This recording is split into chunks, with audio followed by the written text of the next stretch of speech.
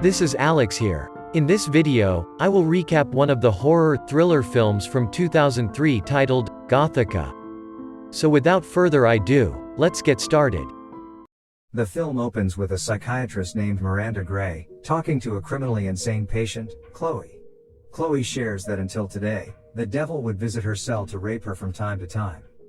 During their conversation, Chloe expresses how frustrating it is to have everyone think you're insane, and not believe your story. However, Miranda simply brushes her off and ends their session, which makes Chloe mad at her.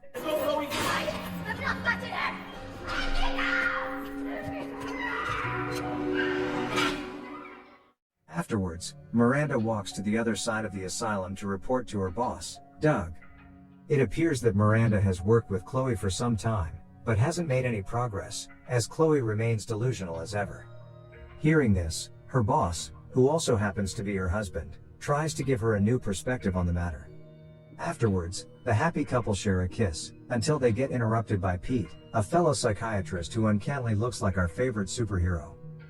After her husband leaves, Pete flirts with her, and hands her a set of files. Miranda then proceeds to her office, where she goes on to write reports about Chloe until late at night.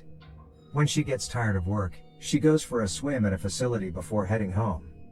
On her way out, she greets Don, a kind security guard who she's close to, and afterwards runs into Pete, and shares an umbrella with him. Based on their interactions, it is obvious that Pete is into her. It is storming on her drive home, making it hard for her to see. On the way, she discovers that the road is blocked because the police found a sinkhole, so she's forced to take another path through a bridge. She calls her husband, Doug, to inform him that she'd be home soon, but soon enough, she lost the connection. All of a sudden, she comes across a woman standing in the middle of the road, forcing her to swerve aside sharply. Afterwards, she approaches the woman, who has a gash on her chest. Realizing the woman probably needs help, she tries to guide her to the car, but when they touch, the woman sets on fire. The next thing we know, Miranda wakes up in one of the observation cells at the same place she worked. She begins to freak out, causing the staff to step in and try to restrain her. Miranda only calms down when her coworker, Pete, steps in to have a one-on-one chat with her. According to Pete, she's been here for 3 days, during which she kept having seizures, and only woke up now. Pete then asks her if she remembers anything, but she doesn't seem to recall much of what happened after driving home that night. She tries to tell Pete that she saw a woman on the bridge, but he doesn't seem to think that's relevant.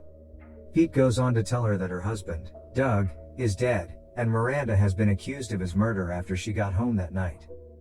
Hearing this causes Miranda to react violently, and so several staff members come in to restrain and sedate her. When she goes under, she sees memory flashes of a bloody scene. On the next day, she joins other patients at the recreation area surrounded by her former patients. There she meets again with Chloe, who tells her that from now on she'd understand how it feels to tell the truth and not have anyone believe you. Before Chloe walks away, she hands her a ripped page from a newspaper, covering the murder of Doug, which was allegedly done by Miranda. When Miranda's back in her cell that night, she hears someone breathing outside of her cell. Then she sees fog in her glass, followed by an invisible hand spelling the words "not alone." Still trying to remain logical, she convinces herself that she's dreaming, and curls up in the corner. Oddly enough, morning suddenly arrives, as a nurse walks into her cell with some daily meds for her to take. That morning, she takes her first shower with the other patients, during which she begins to hear ominous whispers. Miranda suddenly sees the girl from the bridge, scaring her and causing her to move around the crowd, which confuses the other women. As the girl draws nearer, she begins to repeatedly slash Miranda's arm, causing the other patients to run away in fear. Later, the staff immediately bandages Miranda's wounds, and deduces that Miranda cut herself with a scalpel she somehow stole. Pete walks in to check up on her and talk to her, and he still thinks of her to be deluded. Trying to make sense of things, Miranda begins asking him a series of questions about their relationship with one another. Here Pete admits that he wanted to have an affair with Miranda, and Miranda also admits that she wanted to be with him, but neither of them ever made a move because Doug was around.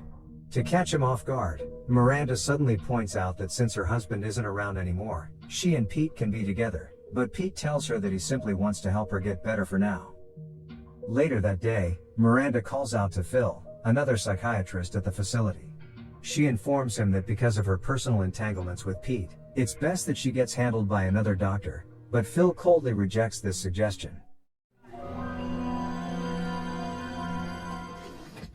That same day, Miranda gets a visit from Teddy, her attorney, who informs her that the court hearing for her case takes place next week.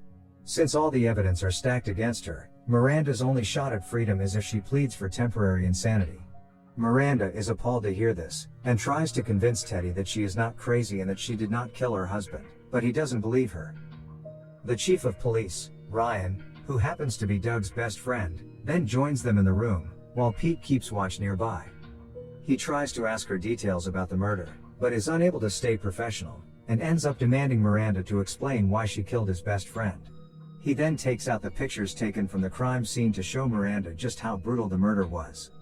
As she looks at the pictures, fresh blood starts smearing her injured arm, so she rips the bandages off, revealing the words "not alone" carved on her arm. This doesn't help her case because similar writings were found on her bedroom at the crime scene. She freaks out, so the staff sedates her again. While she's asleep, she gets more memory flashes of what happened that night, but in reverse. It started with her killing Doug with an axe. And then we went further back to her standing near the bridge, trying to help the girl in the rain. It appears that the girl possessed her, and made her kill her husband. On the next day, Pete guides Miranda to see Phil, who now serves as the head of the facility. Miranda tearfully admits that she now remembers being there during the night of the murder, but she wasn't alone. She then sees a picture of a girl in Phil's office and picks it up. It turns out to be none other than the girl she saw at the bridge, but Phil says that's impossible because the girl was his daughter, who committed suicide 4 years ago, Rachel Parsons. When Miranda is back in her cell that night, she speaks to thin air, asking if the entity that's been bothering her is the ghost of Rachel Parsons. If the answer is yes, she asks the ghost to open the cell door for her. Miraculously, the cell door opens right after, so Miranda seizes this opportunity to walk down the halls. She then sees the figure of a ghostly girl walking through the wall. Miranda tries to escape by stealing an unattended screwdriver, and using it to break into Pete's office and steal his keys. When she rummages through his desk, the computer turns on, showing that he's been looking up about Rachel Parsons' suicide. Another open tab next to it shows the security footage of solitary confinement, with Rachel Parsons' ghost staring into the camera. Remembering that Chloe is locked in solitary, Miranda rushes to her aid, and enters a hall with rapidly blinking lights. She approaches Chloe's cell, and finds that she is getting attacked by a figure, with a burning girl tattooed on his chest. Scared, Miranda runs away screaming, drawing the attention of 2 staff members who immediately pin her down. Miranda then gets taken to consult with Pete, and tries telling him about a tattooed man she saw in Chloe's solitary cell. She's also convinced Rachel Parsons did not kill herself, but was murdered. Pete, however, calls her delusional and leaves in frustration. That next day, Chloe is finally out of solitary confinement, so Miranda goes up to her, and apologizes for never believing her stories before. Chloe embraces her, but tells her that the devil says he would come after Miranda next. Because she escaped her cell the other day, Miranda has now been moved to a solitary cell. That night, the lights start blinking, and the ghost of Rachel Parsons suddenly appears and attacks her. The security guards witness this through the CCTV, and rush to her cell.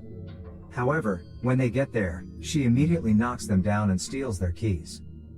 Miranda takes her way out of the facility through its winding halls and stairs, while the guards search for her.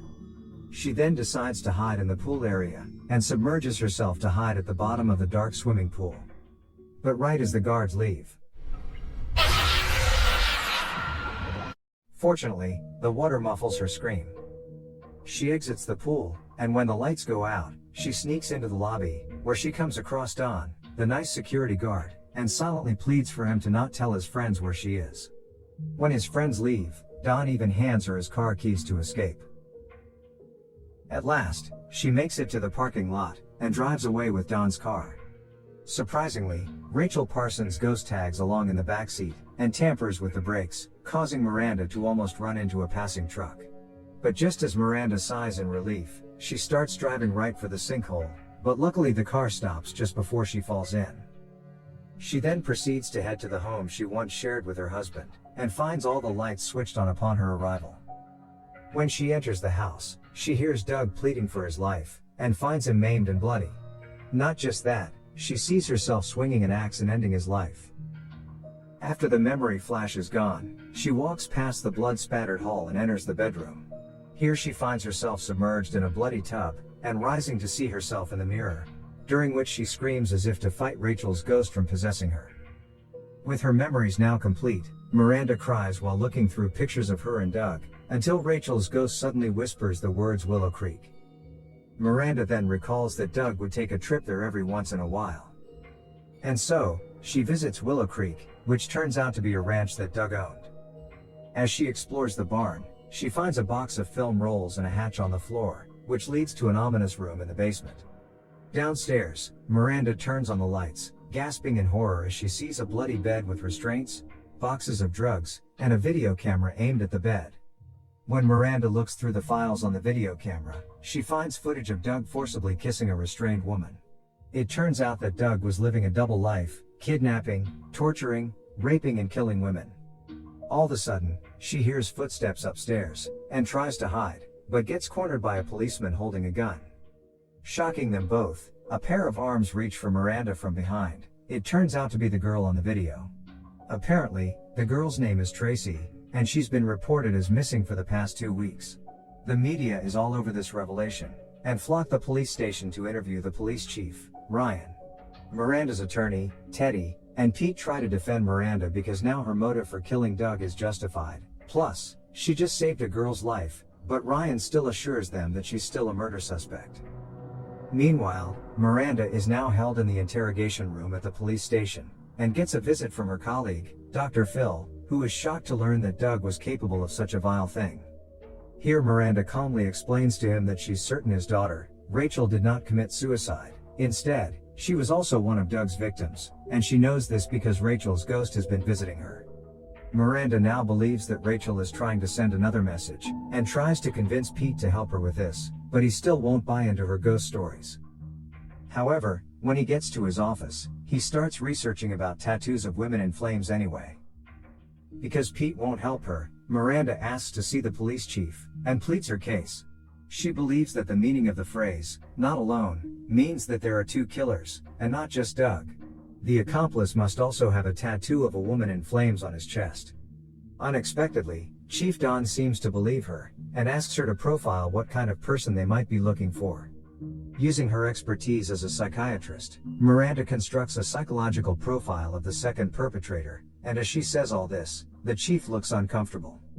It is at this point that she realizes the profile perfectly fits Sheriff Ryan, and concludes that the only reason he was so willing to talk to her was to cover his own tracks.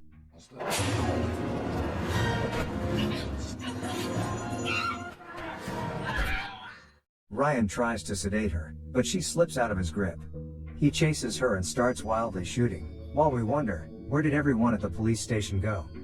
We can see that one bullet hit open the gas pipe. The sheriff decides to take his shirt off, for no other reason other than the fact that he's a psycho. While Miranda hides, Ryan picks up a shotgun, and begins to go around the room. He's proudly confessing that Rachel Parsons was Doug's and his first victim, and that they worked together to abduct, rape, and murder a string of local women. As he's about to flip over Miranda's desk, a shadow catches his sight from the other side, so he shoots and follows it. He then sees a woman standing in front of him behind the glass, believing it to be Miranda. He fires another bullet, breaking the glass, and is shocked to see Rachel's corpse. Scared, he begins to shoot at it, igniting the gas surrounding him, and causing a subsequent explosion that sets him ablaze. As a final blow, Miranda picks up a gun and shoots him in the head. It is only now that Pete arrives, telling Miranda that he's sorry for not believing her before. 1 year later, Chloe and Miranda are both out of the asylum, and Miranda's charges are dropped. Chloe thanks Miranda for helping her, before getting inside a taxi, and Miranda resumes her walk alone. Miranda then comes across a child standing in the middle of the road, and getting run over by a passing fire truck, but he turns out to be a ghost, probably asking for Miranda's help. The movie ends with a missing child's poster of the boy we just saw, meaning that Miranda has yet another murder case to solve.